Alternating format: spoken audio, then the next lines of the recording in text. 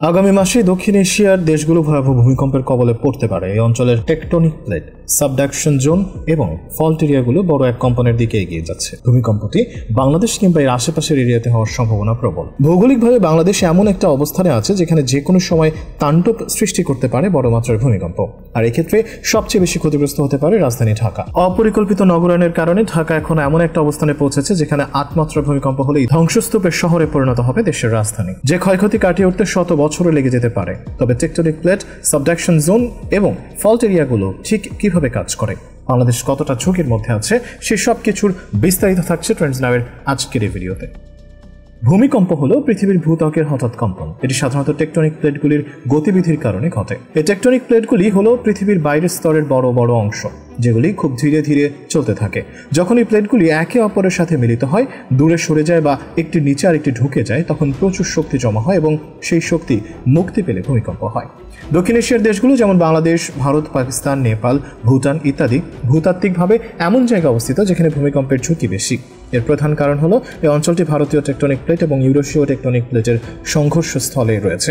এই দুই প্লেটের সংঘর্ষের ফলে হিমালয় পর্বতমালা গঠিত হয়েছে। এই সংঘর্ষের জায়গায় প্রচুর চাপ জমা হয়, যা মাঝে মাঝে ভূমিকম্পের মাধ্যমে মুক্তি পায়। টেকটনিক প্লেটগুলি যখন একে অপরের সাথে ঘষে বা চাপ দেয়, তখন সেই চাপ বা শক্তি জমতে থাকে। দক্ষিণ এশিয়ার বিশেষ করে হিমালয় অঞ্চলে ভারতীয় প্লেট উত্তর দিকে ইউরোপীয় প্লেটের দিকে ধাক্কা দিচ্ছে। এই চলমান প্রক্রিয়া এই অঞ্চলকে ভূমিকম্প প্রবণ করে তুলেছে। সাবডাকশন জোন হলো এমন একটি এলাকা যেখানে একটি টেকটনিক প্লেট অন্য একটি প্লেটের নিচে ঢুকে যায়। এই প্রক্রিয়ায় বিশাল শক্তি জমা হয় এবং মুক্তি পায়, যা বড় ধরনের ভূমিকম্প সৃষ্টি করতে পারে। দক্ষিণ এশিয়ার কিছু অংশ যেমন ইন্দোনেশিয়া এবং তার আশেপাশের এলাকা সাবডাকশন জোনের মধ্যে পড়ে। এই জায়গাগুলিতে শক্তিশালী ভূমিকম্প হওয়ার সম্ভাবনা থাকে। ফল্ট এলাকা হলো পৃথিবীর ভূত্বকের এমন জায়গা যেখানে পাথরের স্তরগুলি ভেঙে গেছে এবং একে অপরের সাপেক্ষে সরে গেছে। এই ফল্টগুলির মধ্যে চাপ জমে এবং সেই চাপ মুক্তি পেলে ভূমিকম্প ঘটে। দক্ষিণ এশিয়ায় বেশ কিছু বড় ফল্ট রয়েছে, যেমন হিমালয়ের মেইন ফ্রন্টাল থ্রাস্ট, যা ভূমিকম্পের জন্য দায়ী হতে পারে।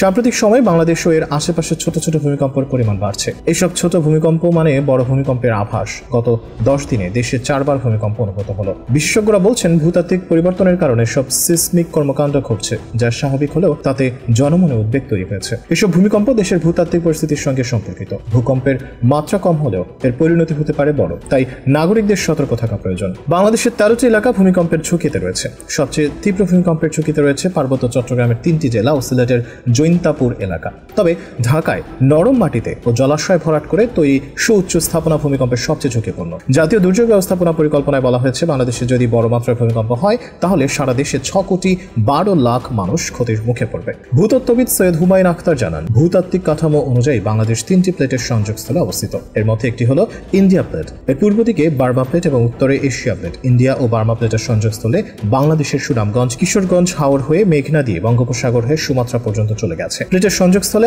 800 থেকে 1000 বছর আগে ভূমিকম্প হয়েছিল। ফলে এই সময় এই অংশে যে পরিমাণ শক্তি জমা হয়ে আছে সেটি যদি একসঙ্গে বের হয় তাহলে 8.2 মাত্রার ভূমিকম্প হওয়ার আশঙ্কা রয়েছে। এই শক্তি একদিন না একদিন বের হবে, তবে এই শক্তি একবারে বের হতে পারে, আবার আংশিকভাবেও বের হতে পারে, তবে বের হবে এটি নিশ্চিত। ঢাকার মধ্যে বড় ভূমিকম্পের মতো ভূতাত্ত্বিক অবস্থা না থাকলেও সিলেট এবং চট্টগ্রামে শক্তিশালী ভূমিকম্প হলে ভয়ঙ্করভাবে ক্ষতিগ্রস্ত হবে রাজধানী ঢাকা। এখানে ভবন নির্মাণে কোনো নিয়ম মানা হয় না। যদি বলা হয় বাড়ি নির্মাণের সময় 25% জমি খালি রেখে তা নির্মাণ করতে হবে, তা মানতে কেউ রাজি হবে না। এভাবে অনিয়ন্ত্রিত নগরায়নের কারণে দেশে ভূমিকম্পে ক্ষয়ক্ষতির ঝুঁকি অনেক বেড়ে গেছে। তার পরিমাণ এখন কল্পনাও করা কঠিন হবে। অপরিকল্পিত গ্যাস ও বিদ্যুৎ লাইনের কারণে ভূমিকম্পের পর এগুলো থেকে আগুন ছড়িয়ে পড়তে পারে। শহরের অপরিকল্পিত ভবন ও সরু সড়কের কারণে ফায়ার সার্ভিস এবং স্বেচ্ছাসেবকদের জন্য উদ্ধার তৎপরতা চালানো কঠিন হবে। তাছাড়া ভূমিকম্পের সময় খোলা জায়গা না থাকা, মাঠ বা উদ্যান না থাকার কারণে ভবন ছেড়ে বের হয়েও দুর্ঘটনার হুমকিতে থাকবে মানুষ। অল্প জায়গায় অনেক মানুষের বসবাস। ভবনগুলো দাঁড়িয়ে আছে একটি আরেকটির সাথে গা ঘেঁষে। যে ভবনটি 3 তলা করার কথা সেটি করা হয়েছে 4 থেকে 5 তলা। দুর্বল অবকাঠামো এবং পুরনো জীর্ণ শীর্ণ।